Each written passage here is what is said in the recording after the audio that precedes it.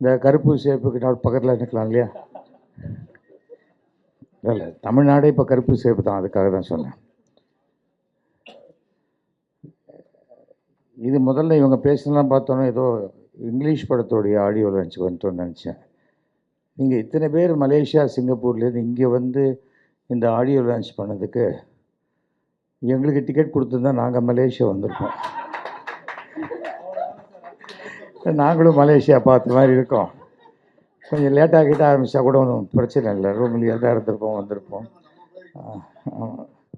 இல்லை, எல்லாருக்கும் பாஸ்போர்ட் இருக்குல்ல, பாஸ் அப்புறம் என்ன.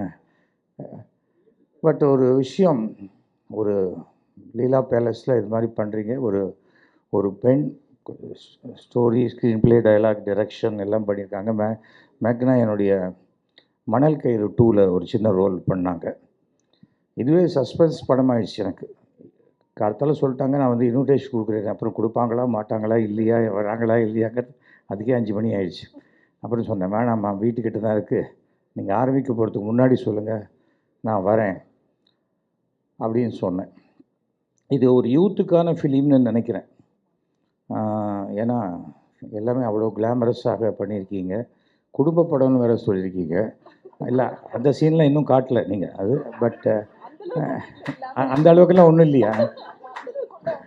இல்லை இருக்கலாங்க, தப்பு இல்லை. நம்ம உங்களுக்கு சர்டிஃபிகேட் தான் கணக்கே தவிர நீங்கள் அதை பற்றி வேறு எதை பற்றி கவலையே படாதீங்க. நீங்கள் யூ சர்டிஃபிகேட் வாங்கிட்டு என்ன உண்டோ அது வரதெல்லாம் அது குடும்ப படம் தான். அதனால் ஏன்னா குழந்தைங்கள அப்பா அம்மா கூட்டின்னு வரணும், ஏன்னா அப்பா அம்மா விட்டு குழந்தைங்க மாத்திரம் தனியாக போவாங்க, அதுதான் ஏ சர்டிஃபிகேட். பட் சினிமா என்பது மூலதனம் அதிகமாக உள்ள இடம். அது திருப்பி எடுப்பது ரொம்ப குறைச்சலாக இருக்கக்கூடிய காலகட்டமாக இருக்குது. அதனால் அந்த மாதிரி இருக்கக்கூடிய சூழ்நிலை வித்தியாசமான ஒரு ஸ்கிரிப்ட் எடுத்திருக்கீங்க நீங்கள்.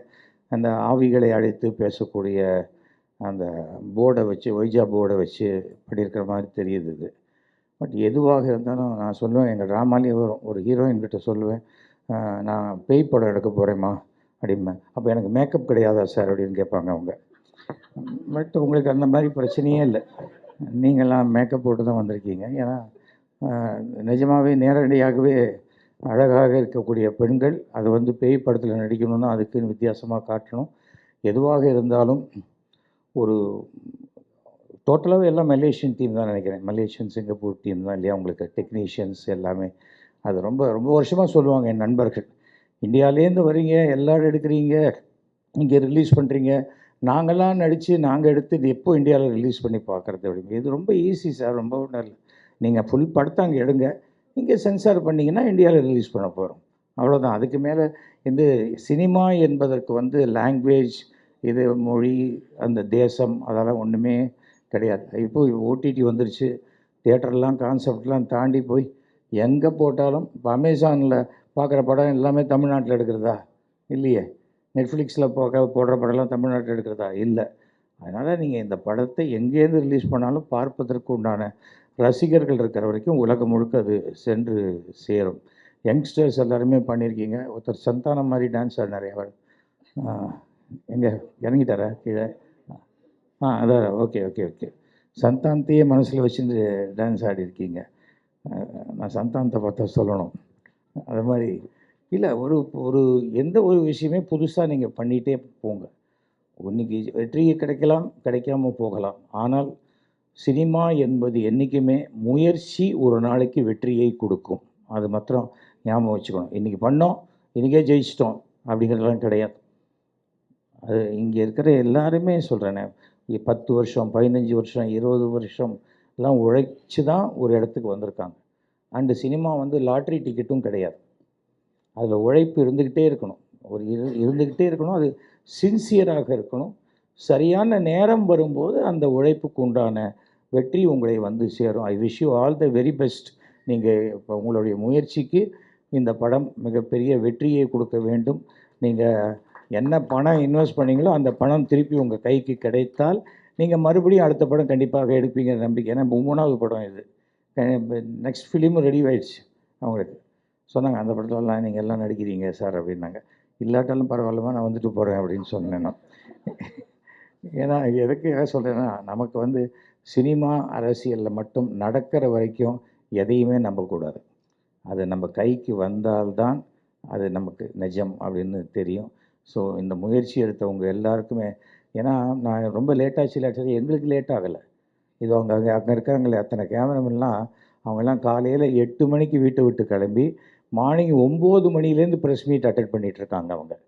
அவங்க ப்ரெஸ் மீட் அட்டென்ட் பண்ணி எப்போ அவங்க அதை முடித்து கரெக்டாக அவங்கள பற்றி பேசும்போது லைட் ஆஃப் ஆயிடுச்சு சார். இன்னொரு வாட்டி அந்த லைனை சொல்லணும் சார். லைட் வந்தால் தான் சொல்ல முடியும். அது அத்தனை பேர் அவங்க மார்னிங்லேருந்து இருக்காங்க. அவங்க நைட் 9 o'clock போனால் தான் மறுபடியும் நாளைக்கு காலையில் மறுபடியும் ஒர்க்குக்கு போக முடியும். நமக்கு வந்து இது என்டர்டெயின்மெண்ட், அது அவங்களுக்கு ப்ரொஃபஷன். அப்படி இருக்கும்போது அவங்கள யாரையுமே காத்திருக்க வைக்கும்போது என்ன ஆகிடும், இன்னும் கொஞ்சம் பேசுங்கம்மா எங்களுக்கு ஃபுட்டேஜ் கிடைக்கும்னு சொல்கிறவங்க பேசிட்டிங்களா போகிறோம் அப்படிங்கிற மாதிரி ஆகிடும். அது ஆகக்கூடாது. ஏன்னா இங்கே நிறைய இத்தனை ப்ரெஸ் வந்து சாதாரணமாக ஒரு சின்ன படத்துக்கு வரத்துக்கு அதிசயம். இது உங்களுக்காக வந்திருக்காங்க, இல்லை உங்கள் எஃபர்ட்டுக்காக இத்தனை பேர் வந்திருக்காங்க. அவர் அனைவருக்குமே ஒன்று பின்ன அவங்களுக்கு தெரியும் நீங்கள் இதெல்லாம் ஃபாரின்லேருந்து வந்திருக்கீங்க, அந்த மாதிரி தெரியும். அதனால் டிலே ஆனதை பற்றி பெரிய விஷயமாக எடுத்துக்கல. மீண்டும் உங்கள் அனைவரையும் மனதார வாழ்த்துகிறேன். மிகப்பெரிய வெற்றி அடைய வேண்டும் என்று பிரார்த்திக்கிறேன். நன்றி, வணக்கம். தேனப்பன் பேசினார் இல்லையா, அந்த குட் பேட் அக்லி மியூசிக்கை பற்றி இளையராஜா சொன்னார், அதெல்லாம் சொன்னாங்க. அதெல்லாம் கரெக்டு. அதுக்கு ரொம்ப நம்முடைய அருமை நண்பர் கங்கை அமரன் தான் கொஞ்சம் ஆவேசமாக பேட்டி கொடுத்தாரு, அதை பற்றி சொன்னார். அது கிளைமேக்ஸில் ஒரு விஷயம் நடந்தது. அந்த கங்கை அமரன் பேட்டியெல்லாம் பார்த்துட்டு இளையராஜா சொன்னாராம், முதல்ல இவன் மேலே கேஸ் போடணும் அப்படின்னாராம். அதாவது சில சமயம் என்ன ஆகிடுது, சிலர் சினிமாவில் ஏதாவது சாதாரணமாக சொன்னால் கூட அதை எப்படி பெரிய விஷயமாக்கி ஒருத்தருக்கு எப்படி கெட்ட பேர் உண்டாக்குறதுங்கிறது வந்துடுது. அவ்வளோதானே ஒழிய இது நமக்கு மேட்ரு இல்லைன்னா சில விஷயத்த ரொம்ப பெருசாக்கிடுறோம். அந்த ஒரு காரணத்துக்காக தான் சொல்லப்படுது. ஏன்னா கங்கை அமரனை பற்றி நாங்கள் ஜாலியாக சொல்ல முடியும்.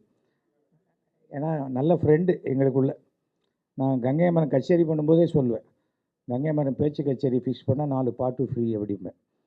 ஏன்னா பாட்டுக்கு நடுவில் பேச்சு தான் நிறையா இருக்கும். ஒவ்வொருத்தருக்கும் ஒவ்வொரு ஸ்டைல் அது. அதனால் அந்த ஃப்ரெண்ட்லினஸ் தானே வழிய சினிமாவுக்குள்ளே இருக்கக்கூடிய எந்த சண்டையும் நிரந்தரமான சண்டையே கிடையாது. அது அந்த டயத்தில் எமோஷ்னலாக வெளில வருதே தவிர அது ஒன்றுமே இல்லை. அதே சமயத்தில் ஒரு இடத்துல பிரச்சனை இருக்குது, ஒருத்தர் நல்லவர் அப்படின்னா அதை மேடை ஏறி சொல்கிறதுக்கு இன்னொரு நல்லவரால் தான் முடியும். அது தேனப்பன் வந்து தைரியமாக சொன்னார். அதுக்காக தான் சொல்கிறேன். ஏன்னா தேனப்பனுக்கு எந்த மேட்ரை சொன்னால் நாளைக்கு இந்த ஆடியோ லான்ச்சில் இந்த மேட்ரு மட்டும்தான் வரும், எந்த சொல்லணும் அப்படிங்கிறத வச்சுருக்கார். ஸோ அதற்காக தான் சொன்னேன். மீண்டும் உங்கள் அனைவருக்கும் எங்களுடைய மனமார்ந்த வாழ்த்துக்கள். மேக்னா ஏன் இங்கே வந்து பண்ணுறாங்க சும்மா விளையாட்டுக்கு தான் சொன்னேன். மேக்னா சென்னையில் வந்து இந்த ஆடியோ லான்ச் பண்ணதுக்கு முக்கிய காரணம் அவங்க அப்பா அம்மா சென்னையில் வாழ்ந்து கொண்டிருக்கிறார்கள். அப்பா அம்மா வரணும், அவங்களுக்கு முன்னாடி இதை பண்ணணும்னு.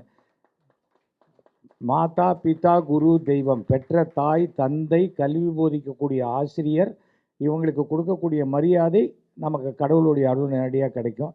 எப்போ அப்பா அம்மாவுக்காக இவ்வளோ முயற்சி எடுத்து வந்திருக்காங்களோ அவர்களுடைய ஆசையே இந்த படத்தை மிகப்பெரிய வெற்றி படமாக ஆக்கும். நன்றி, வணக்கம். நான் சென்சாரில் இருந்தவன். அடிப்படையாகவே இதில் ஒன்று சொல்லுவாங்க, இந்த படத்தை பற்றி பேசும்போது இன்னொரு படத்தை கம்பேர் பண்ணக்கூடாதுன்னு சொல்லுவாங்க. அதுதான்.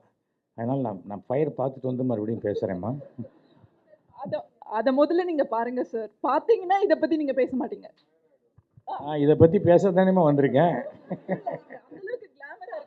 சரி, ஃபயர் படத்தை ஒப்பிட்ட வரையில் மிகச்சிறந்த குடும்ப படமாக இருக்கும் இந்த படத்திற்கு என்னுடைய மனமார்ந்த வாழ்த்துக்களை நான் தெரிவித்துக் கொள்கிறேன். எனக்கு 75 வயசு ஆச்சுமா, என் பார்வையில் சிலது கிளாமராக தெரியும். நாளைக்கு என் பையன் வந்தால் சூப்பராக இருக்குது அப்படிம்மா, அவ்வளோதானே. தட் இஸ் கால்டு இந்த ஜெனரேஷன் கேப்.